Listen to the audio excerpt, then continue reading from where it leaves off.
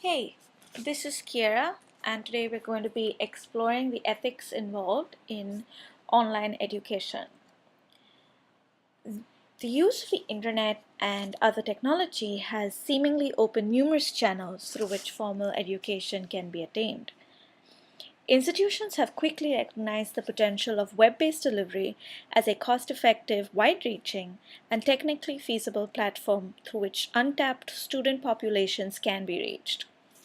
Today, most online education is delivered either through existing universities, for example, Arizona State University, or through organizations like Coursera and Udacity, which are also known as MOOCs, or massively open online courses.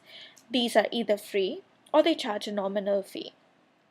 The most obvious benefits of online education are the ability to learn at a very low or no cost, the flexibility to learn anytime and almost anywhere, the ability to experiment with a variety of subjects and consequently make low-risk choices.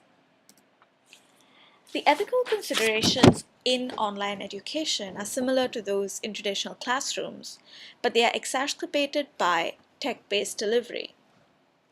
E-learners have more technology at their disposal than traditional classroom students, and consequently have greater access to knowledge at the mere click of a button. This, coupled with lower accountability, results in ethical issues. In addition, they experience increased psychological distance. This means that when we interact with others face to face, we see the results immediately of our inappropriate and unethical behaviors. However, when we use IT in a way that does harm to others, the act feels less personal because we can't see or hear the impact of our actions on the other person in the exchange. Some of the ethical issues that we will explore today include the following. One of the major issues in online education is the instructor's inability to ascertain who is actually taking an online assessment. Is it the registered student himself, or is he or she utilizing more proficient friends and family to take the assignment for him? In addition, oftentimes students may collaborate with each other to take an assessment. In online classes, particularly in MOOCs, there's a risk that ambitious students may start the class several times using dummy accounts so that they can gradually master multiple choice quizzes. Such schemes would let them eventually take the class under their real name, with a strong prospect now of a perfect or near perfect score. In fact, in May, the founder of Udacity, Sebastian Thrun, said that he isn't yet able to say with certainty whether registered students' submitted work fully matches their true capabilities. If providers of these MOOCs want to offer credentials to graduates that are widely recognized, they will need to sort out strategies for verifying student work. Another issue is technological difficulties that instructors and students will invariably face when using web-based delivery. Sometimes a student may try to use these difficulties to his or her advantage, complaining that the computer crashed while taking an assessment. Some ways that we can leverage IT in order to minimize, if not choose, include conducting several short assessments throughout the course instead of one or two major big assignments. This is not a foolproof method, but multiple individualized assignments are harder to counterfeit because of all the coordination and planning that is required for a student to arrange for someone else to do his work in a timely manner. In addition, increased student-faculty interaction through email and synchronous chat interfaces not only enable faculty to better gauge the true ability of the student, but they also reduce the student's need to depend on external sources for assistance. In addition, use of software such as WebCT tracks the time, duration, and number of attempts that a student makes while accessing an assignment. Multiple accesses for short durations are definitely suspect.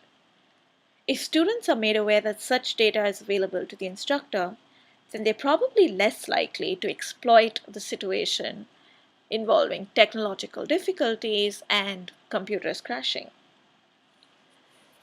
Finally, using courseware tools like WebCT can help create large question pools for randomized assessment.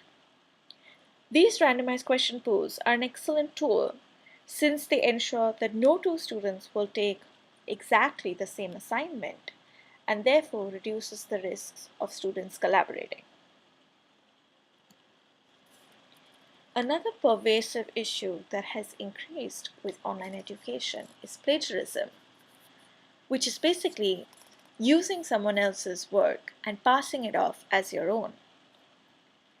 Increased access to educational resources through the internet has increased the scope for plagiarism. In fact, in 2012, Coursera received dozens of complaints about plagiarism among students of their humanity courses.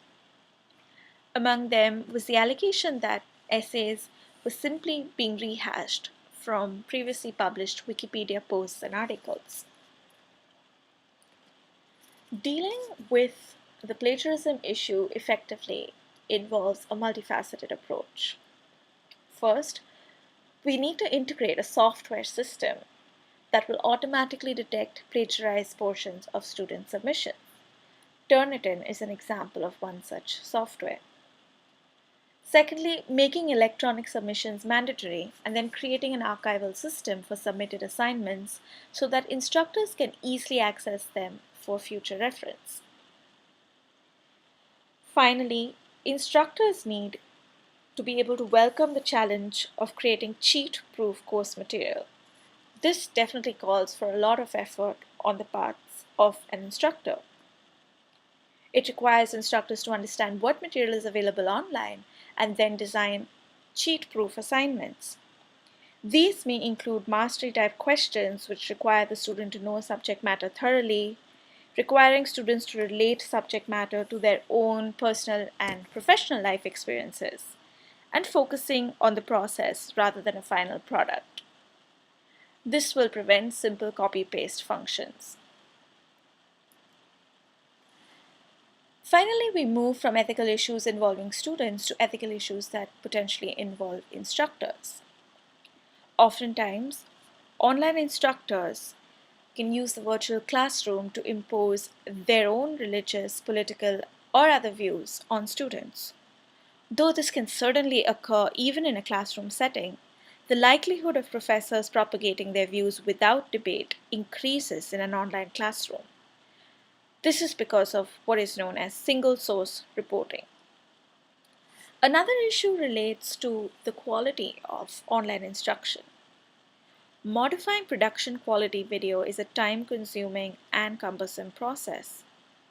Consequently, faculty might not make regular updates to video instruction, resulting in obsolete matter being taught. In order to avoid ethical dilemmas in online education, it is necessary to develop good policy for the same. This involves starting with a good practices guideline that serves as your Bible while working with online faculty and students. Universities must review policies to determine if they're ethically sound and applicable to distance education. Campus policies must be adapted to suit the online student, or they need to create new policies if there are none. Keep in mind that distance education involves probably the most diverse group of students you'll encounter. Universities also need to work with faculty on developing and improving policies. These are the individuals who work firsthand with learners and therefore they're the best judges of what works and what won't. Providing information and etiquette to students is critical, over and over again throughout the course. Everything must be spelled out in the syllabus and course websites regarding assignments, exams, project deadlines, how to use discussion boards and forums effectively, how the instructor deals with plagiarism and cheating, how the instructor can be contacted and when, how to contact tech support, and so on. Finally, never think that you have finished. Keeping policy ethical and current is a never-ending process, especially when web courses are living entities, always changing. That's all from me for today. I hope this has been good for you too. Thank you.